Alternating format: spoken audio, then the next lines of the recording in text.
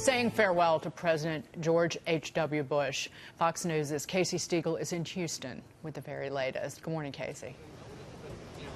Good morning, Dagan. Yeah, boy, it's going to be a very busy week, and everything starts right here a little bit later at the funeral home back here in Houston, where the family will be gathering, and then they will escort the flag-draped casket carrying the former president over to Ellington Field, where they will then fly aboard Air Force One on a special mission to D.C.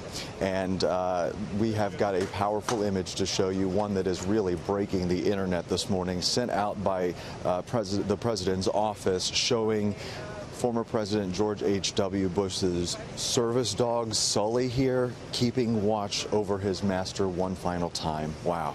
The caption reads, "Mission complete." Here's Neil Bush, one of the president's sons, reflecting on his dad's storied life. He's had such an incredible impact, not because he's a lecturer or because he, is trying to tell us how to behave, but because he led such an amazing life as a role model. He's probably the best man I know in terms of everything you would want in a man. He was a great husband, an amazing dad. You can hear him fighting back tears. This has been extremely emotional. He was by his father's side at his home on Friday when he died. Later today, the former president will lie in state at the U.S. Capitol, and all day tomorrow through Wednesday morning. Wednesday is that national day of mourning, and the state funeral will be held at the Washington National Cathedral. From there, it is back to Texas, where Mr. Bush will lie in repose at St. Martin's Episcopal Church around the corner from us here in Houston. Thursday morning, a second funeral service will be held there. Finally, the president's body will be taken by train from the Houston area up to College Station at his presidential library, where he will be laid to rest. Dagan.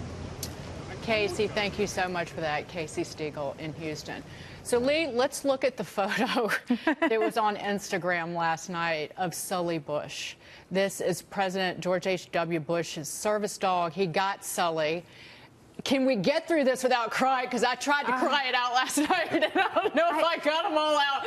Because so Sully Bush went to President Bush's side in June of this year after his wife Barbara died in the spring, and he was a loyal, trusted servant.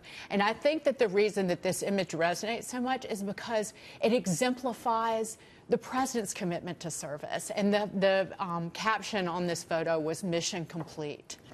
We were just talking about this at the break. When I saw this, it was like, am I crazy that I'm crying looking at this? Because it does speak so much more than just, I mean, amazing, the relationship clearly that they had built over this short amount of time. But really, I think it's saying something so much more about the president. As you say, it's about his service. It's about the kinds of feelings you had to him. He inspired loyalty.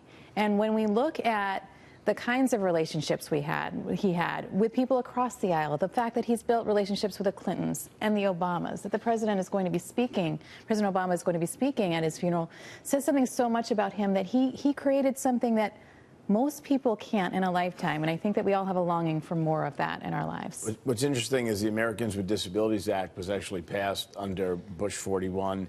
And he did that or all legislation without having Republican control of either of the two chambers, too. That's right.